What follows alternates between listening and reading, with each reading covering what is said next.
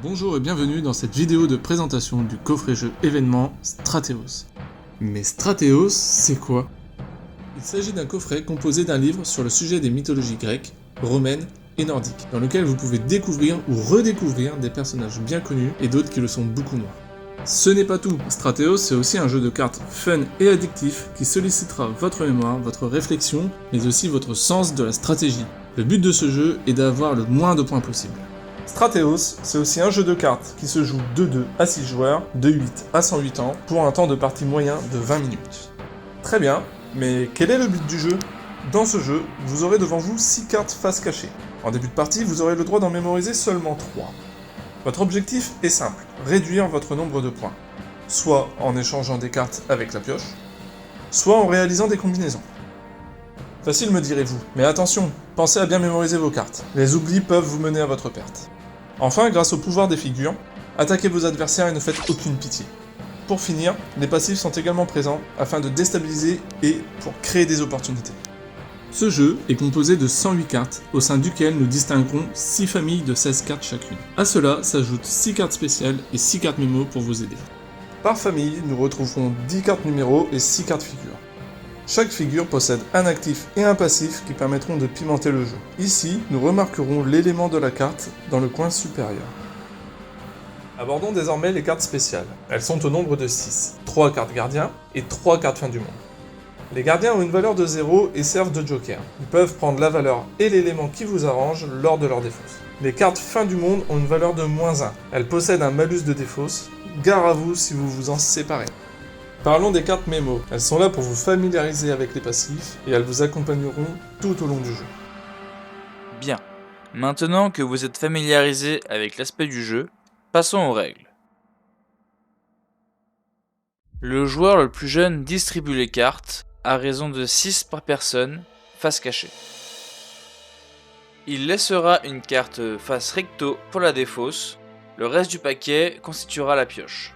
Le déroulé d'un tour s'effectuera dans le sens des aiguilles d'une montre.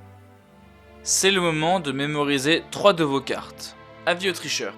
Il est interdit de changer l'ordre de ces cartes ou d'en regarder une 4ème sous peine de se voir attribuer une carte supplémentaire. De plus, il est interdit de revoir ces cartes une fois la partie commencée. C'est parti! Le premier tour commence. Lorsque c'est à vous de jouer, tirez la première carte de la défausse ou de la pioche. Alors, plusieurs choix s'offrent à vous.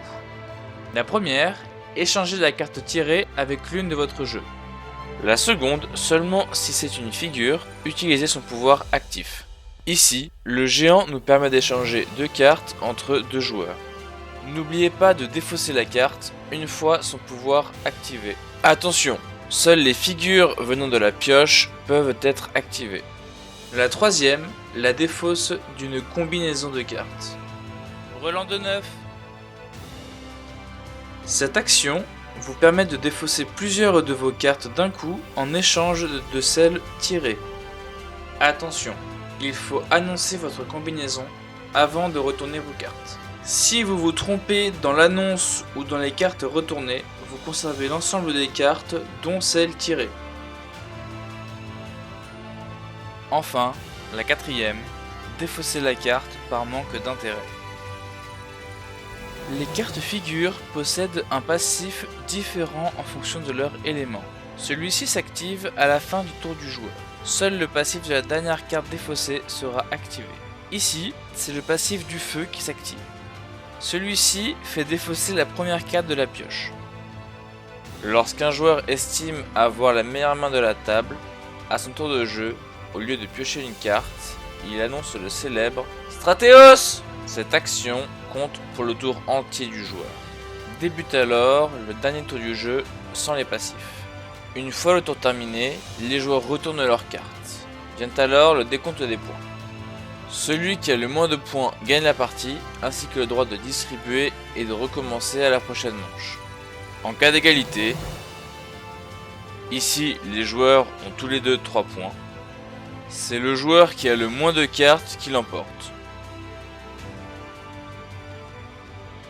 Dans la probabilité où les deux joueurs ont le même nombre de cartes, le joueur ayant la plus petite carte l'emporte. Enfin, Dans les rares cas où plusieurs joueurs ont le même nombre de points et le même nombre de cartes, le joueur ayant annoncé Stratéos perd. Bien, abordons maintenant les jokers sous forme d'exemple. Ici, le joueur tire une carte de la défausse afin de se défaire d'une combinaison, un brelan de 4.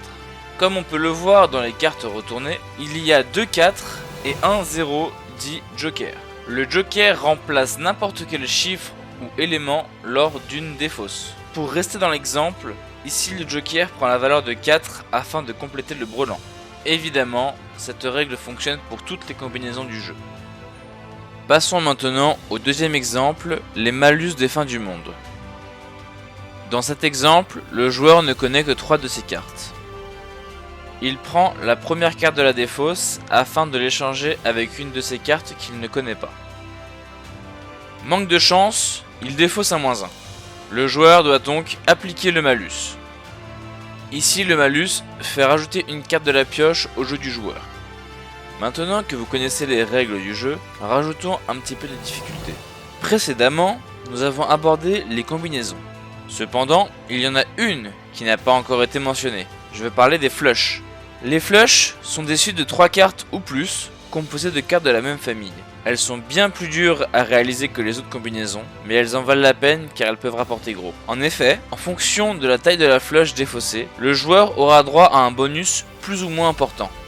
Prenons l'exemple d'un joueur qui défausse une flush de 3 cartes. Comme pour toute combinaison, évidemment, il doit l'annoncer à l'avance. Flush de 3.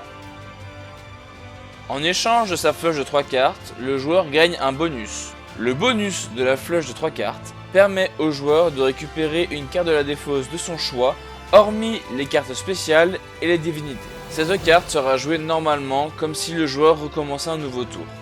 Abordons rapidement les flushs de 4 et de 5 cartes. Dans le cas des flushs de 4 cartes, son bonus permet au joueur de récupérer une carte de la défausse ou de la pioche de son choix, hormis les cartes spéciales et les divinités. Comme les flushs de 3 cartes et de 5 cartes, la carte récupérée sera jouée normalement comme si le joueur recommençait son tour. Dans le cas des flushs de 5 cartes, le bonus permet au joueur de récupérer la carte de son choix dans la défausse ou la pioche sans restriction.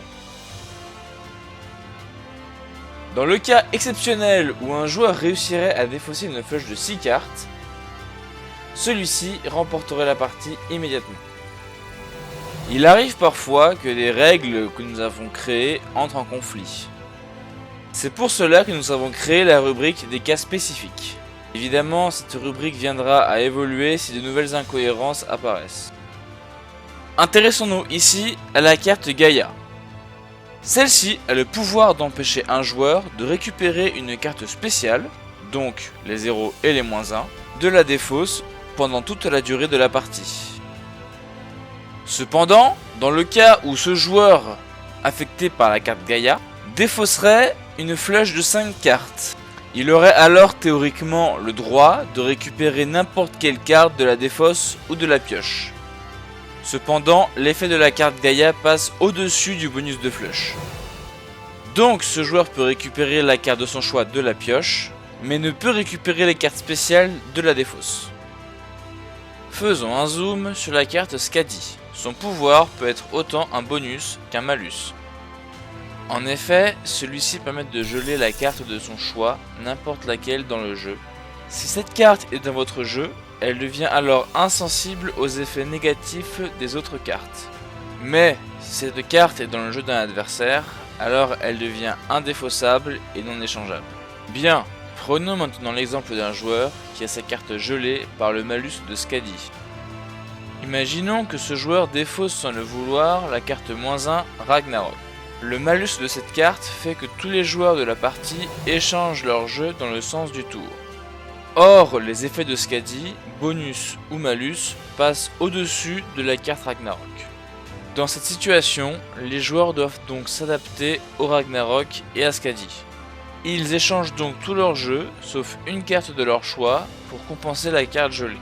Attention, le joueur qui a défaussé la carte Ragnarok ne choisit pas la carte qu'il garde, c'est le joueur qui doit récupérer son jeu qui choisit laquelle il ne prend pas. Merci d'avoir regardé cette vidéo. Je pense que maintenant vous êtes prêts pour devenir le plus grand des Stratéos.